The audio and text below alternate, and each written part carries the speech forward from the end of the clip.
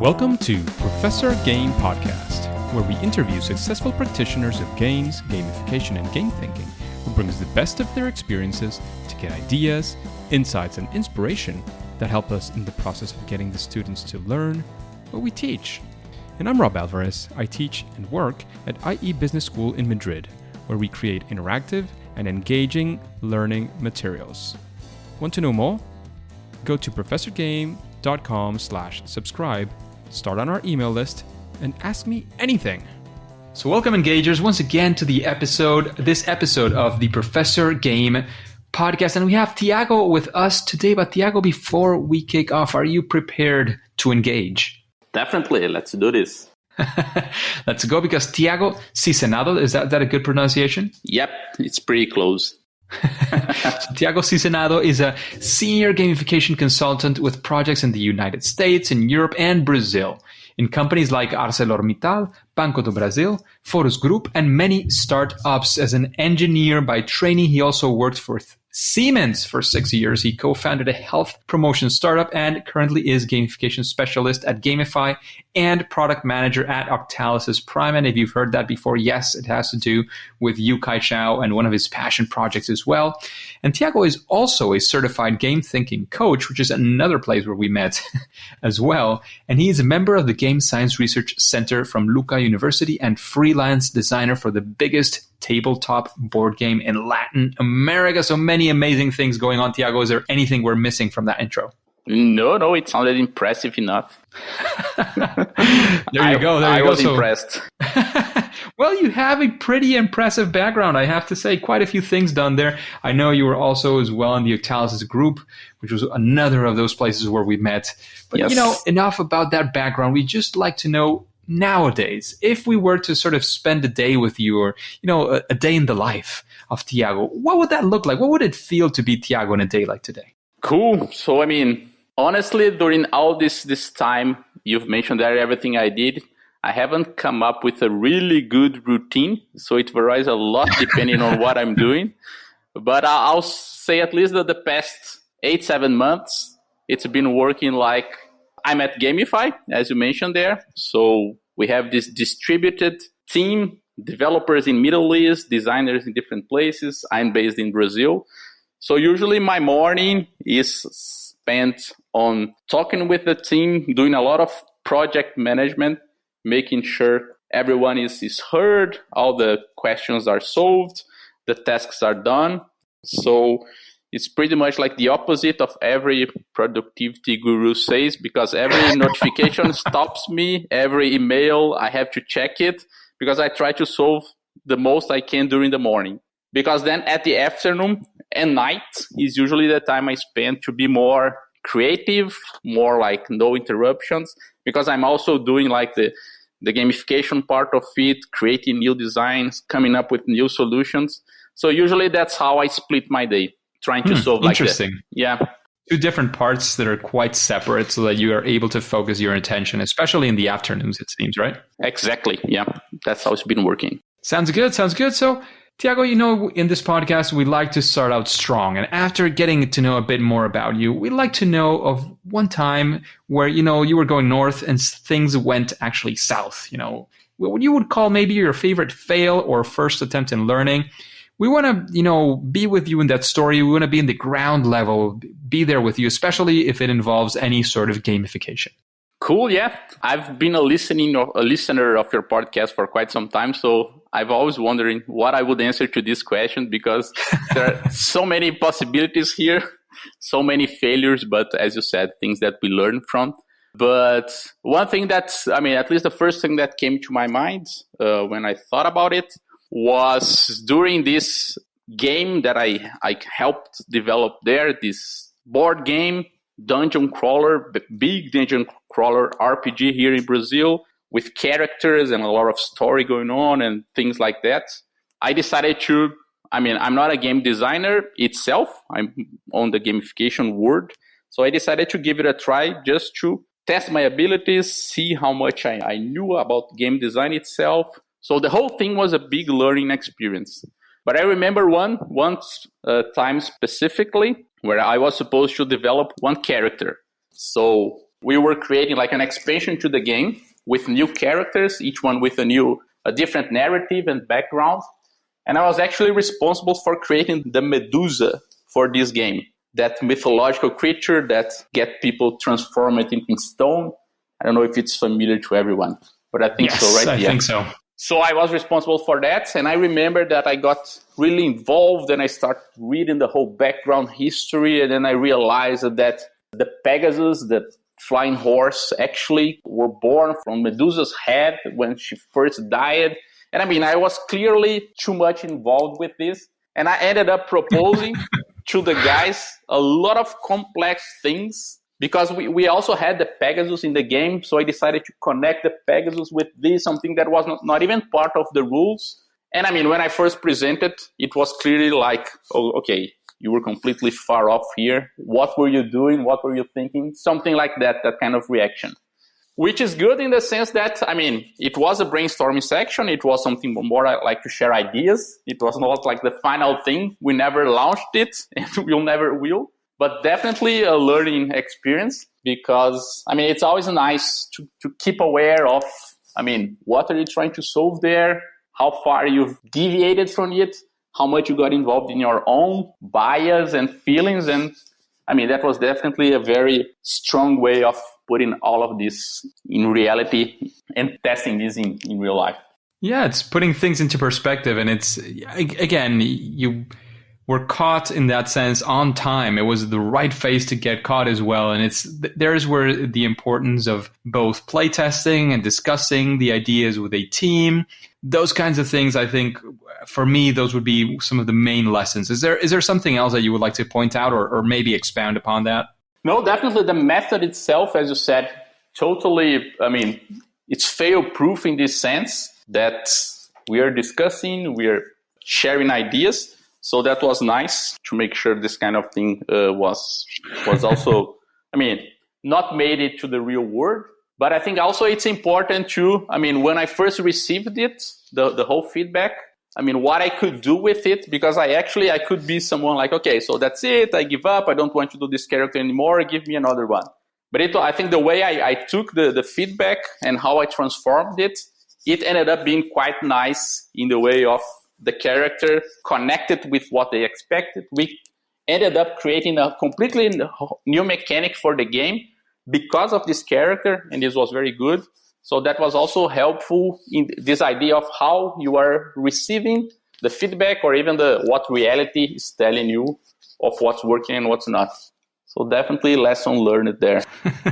Absolutely. It seems like a lesson learned and something that you have been taking with you wherever you go. So let's actually take a spin on that. What about you tell us of a time of something that you went for and it was actually a success? Again, maybe the first try, maybe not the first try. It could be the 10th try. It doesn't matter. But if something that you want to show as proud work, maybe something that you can, of course, share and give us as many details, especially because we want to live it with you. Not necessarily if any company is involved that has to remain anonymous, that's fine as well. Cool. Yeah. So, I mean, I consider some design decisions, some things, some directions, even maybe small decisions, but things that you take. These are the successful decisions are what ends up creating the bigger success there. It's hard to say that just one thing completely turned something to a good point. For sure. But I remember one project in particular, especially because we had very little time to do it. It was from a big stainless steel company. So you can imagine like a huge industry with more than tens of thousands of employees worldwide. And they would do like this big end of year meeting here in Brazil with all the directors and executives. I mean, just the leadership of the company. And it was like this innovation meeting. That's how it's called. It was going to last the whole day. But they wanted to create something new, different, game-based or gamification-based, add something of these lines to the meeting itself. Because they have been doing these meetings every year, it started to get a bit repetitive. So they wanted to throw something nice and different there. So I think the whole project we did it like maybe 2.5 weeks for beginning to actually delivering the whole thing. And we had to create like a card game for this, a way of judging ideas and selecting how the day would move on. And we adapted everything to this Shark Tank style. I don't know if you've seen this program available. That's the movie, the TV program, right? Exactly. Where like investors entrepreneurs are pitching ideas to investors to try to get some money there. So since the whole thing was about creating projects to the company, and then the president would be there trying to judge somehow. So, I mean, this whole mechanic fit the theme, fit what we wanted to achieve. So I'm proud of this because of the time it took to deliver the whole thing, and also the results after that, because they measured first the projects themselves, the quality of the projects that we were able to come up with this whole game-like approach. And also at the end, they kind of evaluate, all of the participants evaluate how much they liked it. And it was like by far the best meeting. They compare it to the previous years. And this ended up creating even other projects very similar to this, that I think is maybe the best metric to guide for. I mean, if a company likes it, it's going to hire you again. So all of this Interesting. happened. Yep. So that's one that I'm definitely proud of. Absolutely. And is there, of course, as you mentioned, there's not like one decision that made everything, happen. But is there, I don't know, are there any key lessons, some of the things that you would maybe attribute part of that success to? Yes. First, since we had this time constraints, it was nice to know some of the available tools and solutions out there that I could piggyback with, like use it and save a lot of development time. So things like at one point of it, there was a way of solving a small problem. Then you had to unlock some questions there to get to the next phase of the experience. And I knew this, I think it's Flippity. I don't know if that still exists. But just something that it's there online, you just create your questions, there is the whole interface ready. So this kind of knowledge of what was available, how I could use even Google Drive and Google Sheets that we used to create like this interactive experience, it was a deal breaker for the amount of time we had. So that was definitely very good. And also, at least the previous knowledge I have on board games and card games and how we can use these different mechanics to cooperate and compete between each other, it was also very helpful. So we had the possibility, because it was like imagine a whole day of this. We started at, I think, 8 a.m. to 5 p.m. with a lunch break. So the whole thing was a lot of time, everyone together. So we had some room to create these different experiences between the participants. So we had very exciting. Yeah, I mean, it was very cool. The whole climate there was very positive. And we created this, it was like 150 people. And I was pretty much there by myself with some supporters from the company itself. But in terms of the game experience, I was the one conducting it. So it was challenging, but we split them in different teams and groups. So there was this competition between groups and definitely collaboration inside your group. We created a lot of ways for listening to one another. We added some like psychological bias cards so you could be aware of your own bias even a little bit to help your team even better. But also this competition between things that usually it's successful and people like to compete in this kind of environment and situations. So we added boosters and things like special abilities. For example, you could take someone from one team and that person would be on your team for 10 minutes of the brainstorming, for example. So it was nice to see people strategizing like, okay, let's wait a little bit. Now they're going to start discussing, the technical part. Let me get this tech guy here. They won't have it. I will have this guy. So it was nice seeing them coming up with a whole strategy for the game, but also paying attention to the final result. I mean, they had to deliver projects. innovative projects. So for it, innovating the company, but also in this whole game-like environment. So it was cool seeing how they were like really playing the game with the big goal in mind. And being engaged with it and you know, the whole objective was reached. I really, really like that example. So thank you very much for that, Tiago. And we've gone through failure, we've gone through success. Of course, when you do these things, whatever the result is in the end, I'm sure you've, through your experience in many different fields and in many different methodologies, you've probably developed a method of your own, or you've mixed and matched some things, or you just follow one of the methods. What does it look like for you if you're facing a project? Let's say this company comes in, maybe not with the 2 weeks, but maybe a little bit more of time. How do you approach a project like that? What do you do? What are the steps maybe? How's your thought process in that sense? Cool, excellent. I mean, as you know, and as we've met in the past, I was a big part of my life doing consultancy in the Octalysis group with you, Kai Chao, and following the whole Octalysis framework, strategy dashboard, brainstorming, and so on, that I think he already explained it in his episodes, the one we interviewed him. So this is definitely a big part of the way of how I approach this kind of problems.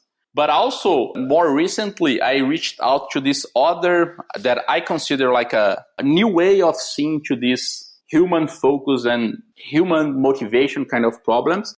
That is the game thinking methodology that we also met there. I was even thinking maybe probably Rob and I are the only two that made like full certificates both ways, the Octalysis group and game thinking.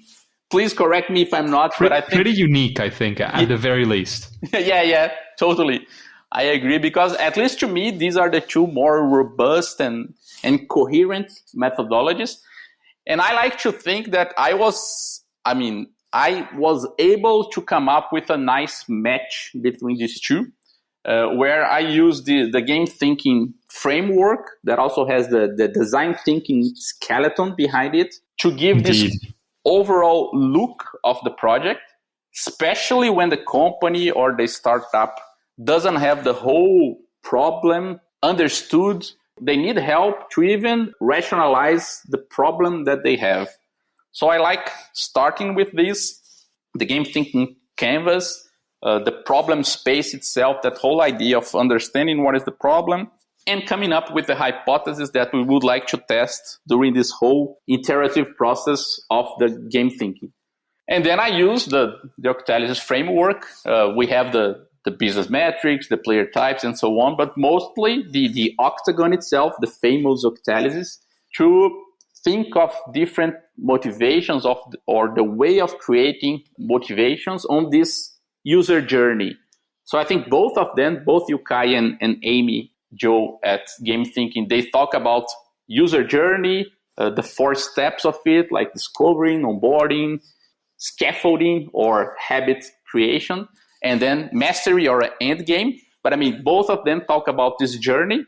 So definitely using this to build this journey for the user, that even if it's for something as small as the one-day experience I just mentioned, it makes sense because, for example, we sent some emails before the day itself as part of the discovery and also a bit of the onboarding.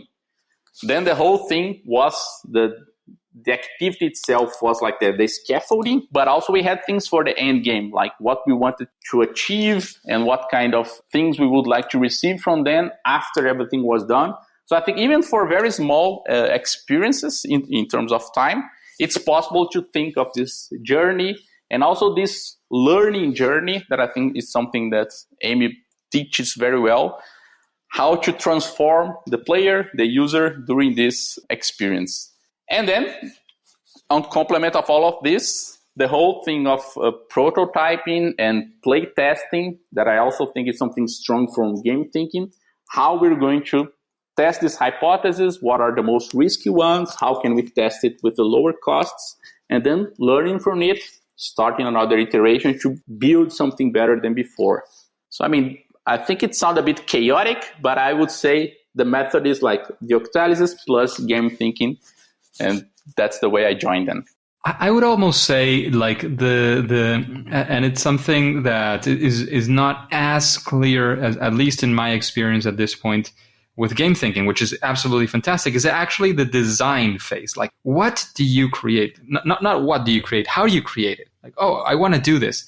What do you create? So is it based, and again, it's not necessarily based on games and gamification. And that's something that she says. So if you want to put through a project, as Tiago was saying, you use the steps of game thinking and the design phase itself, the phase when you're creating that thing, you can be using something like the Octalysis framework. And I do agree with you that they could be very, very well complementary to each other. So that is absolutely fantastic, Tiago. Thank you very much for that. Just a quick break before we continue with this episode. If you've been enjoying this podcast, I would really appreciate if you share it with your friends and family and on social media. On Twitter and Instagram, it's @RobAlvarezB and the hashtag ProfessorGame, all one word. And in Facebook, you can find the Professor Game page. Thanks in advance for your engagement. And Tiago, talking about creating these things and when you're facing these projects, would you say that there is some sort of a best practice, something that you would say, well, if you use this in your projects, it's at least going to be better. It's not the silver bullet necessarily, but it's at least going to improve your projects almost every single time. That's a good one. I mean, definitely having this kind of methods where you can somehow test cheaply your most risk hypothesis is a must go. So you don't have to spend like the whole time creating something, and then when you launch it, it's a failure, but you could have done this way before that. So that's totally important. And I also think this Yukai Chao approach of thinking on the motivations first. So it's not about the game techniques. It's not about adding points, badges, and rankings and competitions and narratives. You don't start there, but let's start thinking about, okay, what are the real motivations from the users, what they want from this experience, what they are trying to achieve here. So I think starting with these two things in mind, testing and the motivations, is definitely something very helpful, at least for all projects I've been part of. Absolutely. I think I have to argue in favor of Tiago on this one for sure. And Tiago, you've heard a few interviews as well. Yeah, as you mentioned, you've been through most of the interview at this point as well. Is there anybody that comes to your mind that you would like to listen to in an interview like this one on Professor Game? Yeah, I mean, I try to see if this person was already there, but if he was, please let me know. But I was thinking that it would be really nice to have this kind of interview with Rob Alvarez himself. Like, if we could hear from you, all of your experience and everything you've heard from different people, that would be really nice. I would definitely hear an interview with yourself. I don't know how strange that would be, but definitely I would be curious. And also, I really like those market kind of people where they're actually there on the front line with a product or with a gamification solution. And they are the ones like facing all the problems and the client complaints and what's working and what's not. They have the data to back it up, what's working and what's not. So with this in mind, I have some names here. We can even contact later. But for example, Ricardo from Funnyfire, a platform here in Brazil. I think he has some nice things to share. Also, Natalia from Play Kids. It's another company here. It's a big company, but it's mostly focused on using games and gamification to teach kids. So I think their experience, because it's a very specific market, the whole way of how they approach this is very enlightening. So I think this could be cool names for future episodes. But interesting. Rob Alvarez first, definitely. Interesting. Thank you very much for that. And actually, those two names, Ricardo from Funnyfire is definitely on the list. I think we have exchanged impressions somewhere. It could be LinkedIn.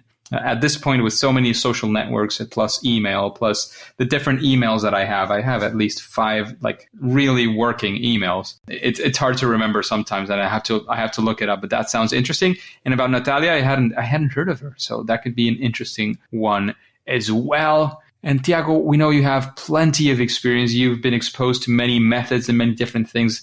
So I think this question will be very relevant. What book would you recommend to the engagers, to this audience? And of course, why would you recommend that book? Just one book is kind of tough. So I'll cheat a bit here because, I have to mention Yukai's book, but probably that's been already mentioned to many others. So the Actionable Gamification, Beyond Points, Badges, and Leaderboard, his only book so far. I think that, at least to me, when I first read it, when he launched it, I think 2014, it was life-changing, the way I saw everything. So definitely I would recommend this. And also Amy Jo Keen's book about game thinking. I think the examples she has there and how she breaks down real company examples to the method she's teaching, it's also really, really helpful. But just to not mention the two maybe obvious one, I also, something not game related, but more like understanding the mind and how we work and these biases that we have. And I mean, understanding ourselves better. I really like the Anti-Fragile book from Nassim Taleb. The guy is actually he's an economist, he's from the stock market. He has a series of books like The Black Swan and Fooled by Randomness. But this one, the Anti-Fragile one, I think it's his masterpiece. I really like it. Every once in a while, I go back to it and read one chapter or another because I think it's powerful. His whole view of the world and how to become this anti-fragile in many different areas is also something helpful for us all. Interesting. Sounds very, very interesting book. And I have to say, I have to pick back my habit of reading more. We were talking in the pre-interview chat how crazy these times have been for some of us. Definitely. And I feel I'm at the uphill constantly. I think I will eventually have to at least go, straight. Not maybe going down, but at least go straight for a bit until I get used to it and I can go uphill once again. It sounds like a very interesting book for sure. And talking about preferences, recommendations, what would you say, Tiago, is your favorite game? For this one, I think number one has to be chess because it stood through the test of time. I mean, almost 1,000-year game. So again, something has to be right with this game, right, for lasting so long. So definitely, and also the way that with simple rules, because the rules themselves are very simple from chess. In 5 minutes, you can learn them. You can create such a beautiful and complex and even masterpieces with just these small pieces, simple rules. I mean, that's something that I think all of the game designers and gamification designers are always looking for and aiming for. Creating something simple, something people can understand, but by playing it, by experiencing the experience it was created, they come up with something beautiful, masterful, and memorable. So I think definitely chess is the first one, but also in the video game arena, I really like those. Diablo and the Diablo series was also kind of a life-changing moment to me. I remember when my brother and we were like young still, and a cousin came up with this demo CD from Diablo 1. So it was like 1995, I think. And when we both saw that, it was like, whoa, this is magical. I definitely want to play this. So it stuck with me. And all these games like Elder Scrolls series and these games that build a narrative and you have a character there and you get involved in quests, I think those are my favorites. Absolutely, absolutely. I'm guessing you have a few things in common maybe with Yukai, don't you? Did you guys meet in Diablo, just out of curiosity? No. Honestly, no. But I've heard about his previous history with chess. But yeah, absolutely. Sounds very interesting. And Tiago, we've been talking about many of the things that you've done, but I want to talk about one of your qualities as well.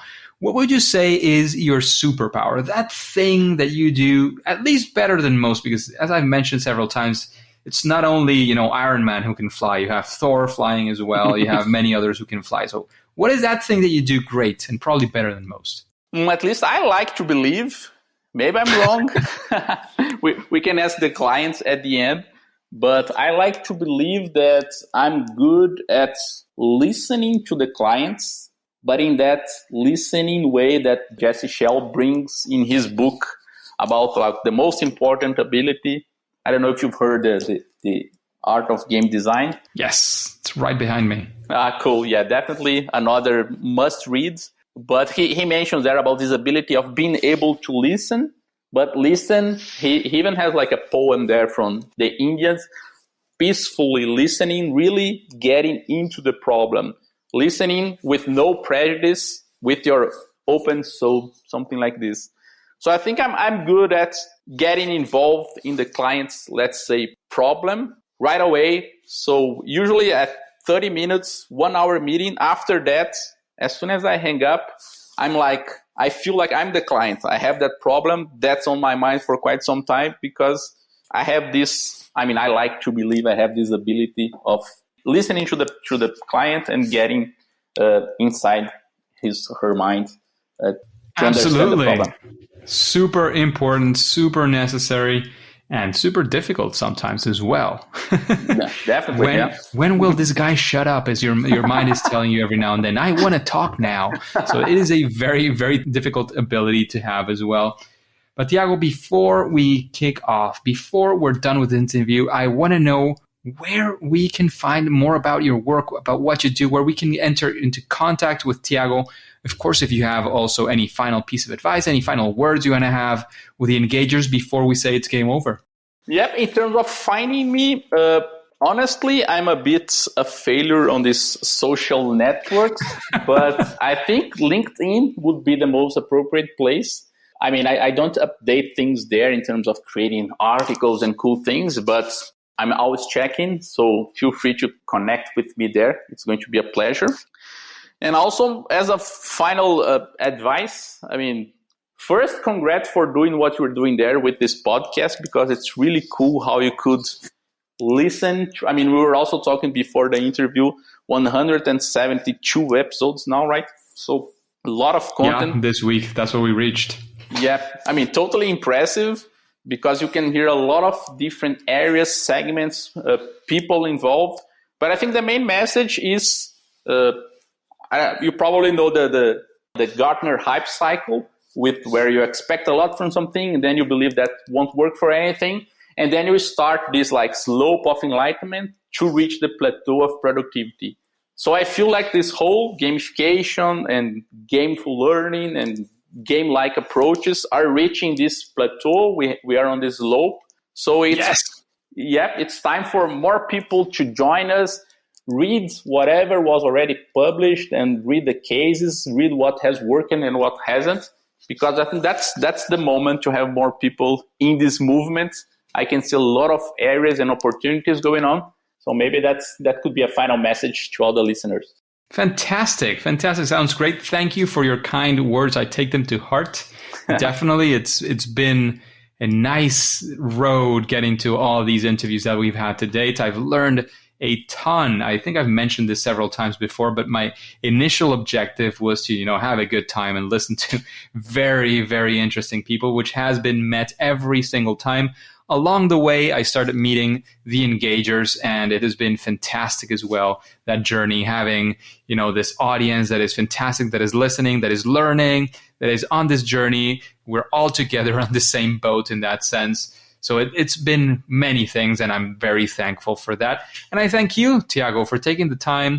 I know we had a few glitches in the scheduling, but that's fine. We're here today. We're recording this interview, so I'm really thankful that we managed to do this. It's been a long time coming as well. However, at least for now and for today, it is time to say that it's game over. Engagers, it is fantastic to have you here, and I hope you enjoyed this interview with Tiago. Are you using Twitter, Instagram, any of those platforms? You can go to any of those and look for me as Rob Alvarez B. Especially on Twitter, I'm always sharing content on gamification. Of course, as you know, even more around my passion, which is education. And, there we can connect. You can tell me who you would like to have as a guest. What questions do you have? what we can help you with as well. So remember, you can find me on either of those platforms as Rob Alvarez. And before you click continue, remember to subscribe as well using your favorite podcast app and listen to the next episode of Professor Game. See you there.